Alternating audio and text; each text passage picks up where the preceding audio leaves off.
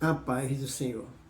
Eu venho aqui meditar com você no livro do profeta Jeremias, capítulo 31. Nós vamos ler a partir do versículo 30, uma palavra profética de Deus, que diz assim: ao contrário, cada um morrerá pela sua iniquidade, e de todo homem que comer uva verde e os dentes se embotarão, eis que vem dias, diz o Senhor, em que farei um concerto novo com a casa de Israel e com a casa de Judá, não conforme o concerto que fiz com seus pais, no dia em que tirei, ou tomei pela mão, para os tirar da terra do Egito. Portanto, eles invalidaram o meu concerto, apesar de eu haver desposado, diz o Senhor. Mas este é o concerto que farei com a casa de Israel depois daqueles dias, diz o Senhor. Porei a minha lei no seu interior, e a escrevereis em seu coração, e eu serei o seu Deus, e eles serão o meu povo. E não ensinará alguém mais a seu próximo, nem alguém mais a seu irmão, dizendo: conhecei o Senhor, porque todos me conhecerão, desde o menor até o maior, diz o Senhor, porque perdoarei a sua maldade, e nunca mais me lembrarei dos seus pecados. Então Deus aqui estava falando de uma aliança que estava fazendo aqui com o povo de Israel, um concerto para sempre, que ele enviaria, o Senhor Jesus para trazer sobre eles o conhecimento de Deus, para trazer sobre eles o que? A justiça de Deus. E Jesus, quando viria, ele ia resgatar o povo da morte para a vida, Ele ia resgatar, porque a Bíblia fala em Efésios que ele nos vivificou quando estávamos mortos em ofensa e pecado. E a partir daí, todos conheceriam o Senhor, desde o pequeno ao maior. Então, todos teriam conhecimento da graça de Deus. Então, aqui está dizendo esta promessa. E ele falou assim: e é um concerto, não conforme o concerto que eu fiz no passado, mas é um concerto totalmente diferente. Porque é um concerto, queridos, que nos daria o perdão dos nossos pecados. E o escritor de Hebreus, lá no capítulo 8, verso 10 em diante, ele cita essa mesma passagem aqui para o povo de Hebreus ali, porque o povo estava voltando à antiga aliança e não estava tomando posse desse concerto que Deus havia lhe dado, que era a morte, o batismo e a morte e crucificação do Senhor Jesus. E o escritor de Hebreus sempre enfatizou que o sacrifício de Jesus ele é muito melhor e mais superior do que qualquer sacrifício de animais. E mostrando que através do sacrifício de animais eles teriam seus pecados cobertos. Mas o de Cristo, a Bíblia fala que ele nos tirou de todo pecado, iniquidade e transgressão. Ele limpou a nossa consciência das obras mortas para que a gente venha servir ao Deus vivo. E lá em Hebreus 10, 16, 17, ele fala que ele não nos lembrará mais dos nossos pecados, mas que a gente teria que guardar esse conserto em nossos corações. Então, o escritor de Hebreus, levando ali essa palavra ali de Jeremias, mostrando a eles que eles deveriam abraçar este conserto. E ainda foi-lhe dirigido a algo mais, desta forma, olha, no versículo 36, se desviares de estas ordenanças de diante de mim, olha bem, se desviares estas ordenanças de diante de mim, diz o Senhor, deixará também a semente de Israel de ser uma nação de diante de mim para sempre. Então Israel, ele ficou sem ser uma nação por muito tempo.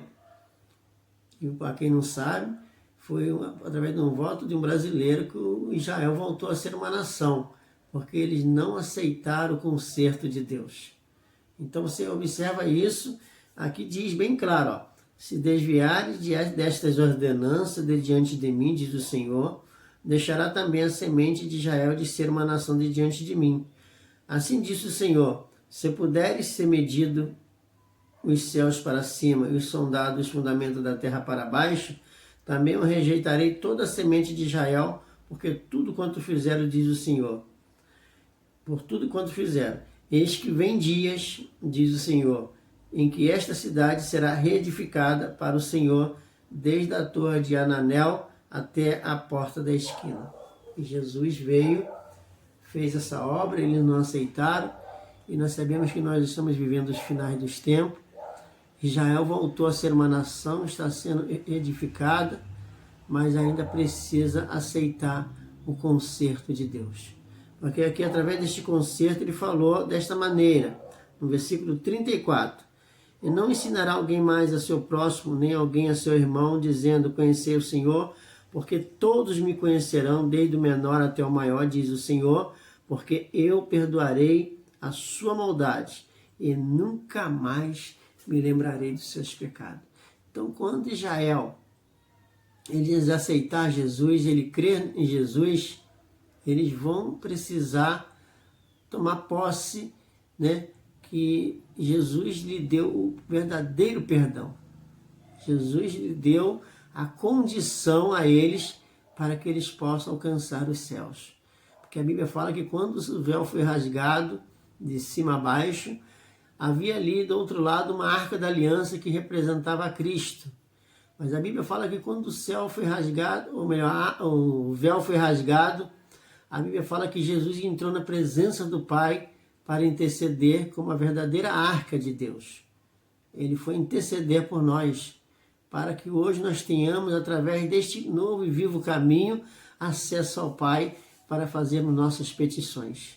E as nossas petições neste momento é que Deus venha olhar para esta nação, é que Deus venha olhar para esse povo e trazer sobre eles, ó Deus, essa revelação, trazer, Deus, essa revelação ao coração do povo que está entenebrecido no entendimento, afastado, né, de Deus por uma ignorância que habita em suas vidas. Mas eu quero nesta tarde pedir a você, meu amado, minha querida, que não sejam entenebrecidos no entendimento, mas busque hoje o conhecer da verdade, porque é a verdade que vai te libertar. Porque se o Filho vos libertar, verdadeiramente tu serás livre.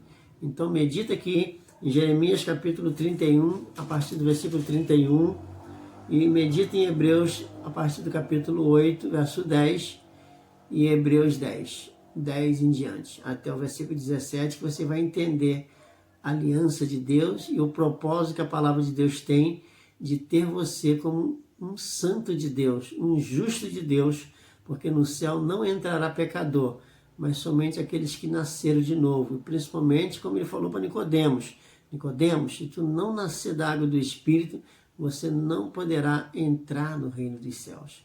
Então venha conhecer a justiça de Deus através do Evangelho da Água e do Espírito, que foi o Evangelho que Jesus disse para Nicodemos. Somente através do nascer da água e do Espírito é que você pode entrar no reino dos céus. Então, se você quer entrar no reino dos céus, saiba que os nascidos de Deus não pecam, porque quem peca é do diabo, como diz lá em 1 João capítulo 3. Então, porque o diabo veio, mas Jesus veio também para desfazer as obras do diabo. E Jesus desfez as obras do diabo para nos dar uma condição de alcançar os céus pelo novo e vivo caminho que ele nos preparou. Por isso que uma ocasião os apóstolos perguntou, Senhor, para onde o Senhor vai? Como é que eu vou saber o caminho? Jesus disse, eu sou o caminho. O resto é atalho. Eu sou a verdade, o resto é mentira. Eu sou a vida, o resto leva à morte. Então, se você hoje quer Jesus, você estará alcançando o caminho, a verdade e a vida. Você estará se livrando da morte, da mentira, né? E dos atalhos. Em ordem é atalho, né? Porque em vez do caminho é atalho. Da mentira, porque você está vivendo numa mentira.